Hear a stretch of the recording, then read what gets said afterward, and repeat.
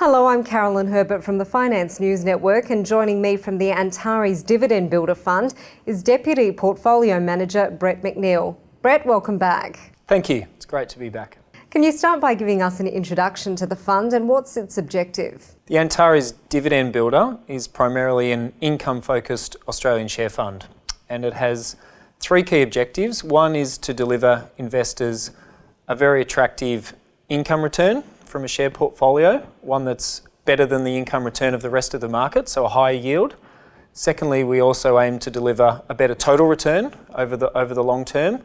And thirdly, to do all that in a very tax-effective manner. So Brett, yield stocks have had a tough time over the past year. Why the weakness, and do you think it's justified? The Australian share market peaked in May 2015, and since then it's fallen a fair way since then. So the one-year total return from the market's now running at about -7%.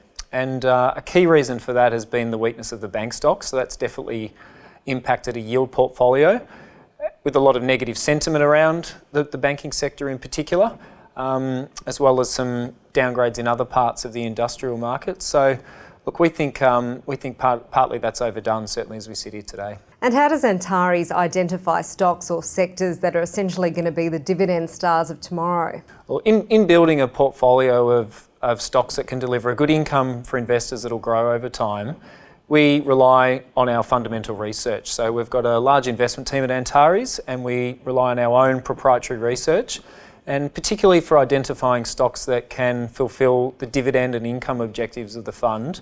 The key factors that we look at in our fundamental research are gearing levels, so the balance sheets of companies to make sure they're sustainable, the payout ratios to check that they're not too stretched, as well as a host of other very important fundamental factors such as management quality, business structure, industry structure, corporate governance levels is a big one as well. So it's a combination of those fundamental research factors. So how has the fund performed for the last quarter and further back? The last quarter to March 2016 has certainly been a tough one for share markets, and the fund is down about 3% in a total return perspective net of fees. That's slightly ahead of benchmark, which is nice. I suppose the benchmark index is down more than that, but still a negative return for the quarter, reflecting the tough times in the start to 2016. Longer term, the fund has delivered a really good return. So on just an income return of 6% per annum since the fund's inception back in 2005. So the fund's got a long-term track record. So a really good income return of 6% and a total return of about 7.5% over the same time frame per annum.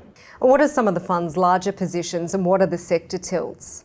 The fund's got exposure to a broad array of industries and stocks. So we run quite a concentrated portfolio, typically between 15 to 20 stocks, but importantly diversified across sectors as well. So at the moment, the current portfolio has a large exposure to the Australian banks that we think represent very good value amongst the negative sentiment that's hit the sector.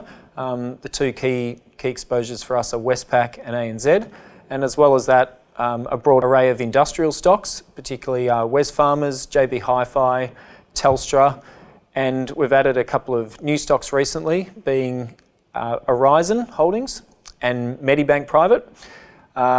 So that adds to some other financial holdings such as Perpetual and AMP. And we've also got some exposure in the listed real estate and the infrastructure sectors. And the two key stocks we own there are Stockland Group and Sydney Airport. And finally, Brett, what are your expectations for the market for the second half of the year?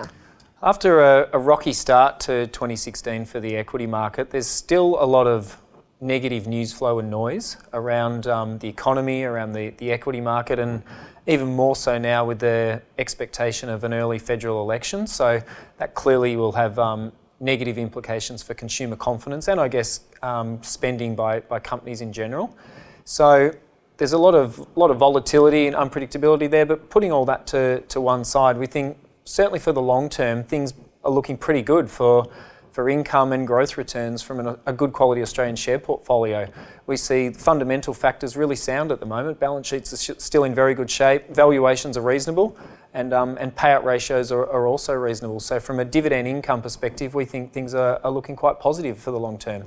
Brett McNeill, thanks for the update on the Antares Dividend Builder Fund. Thanks very much.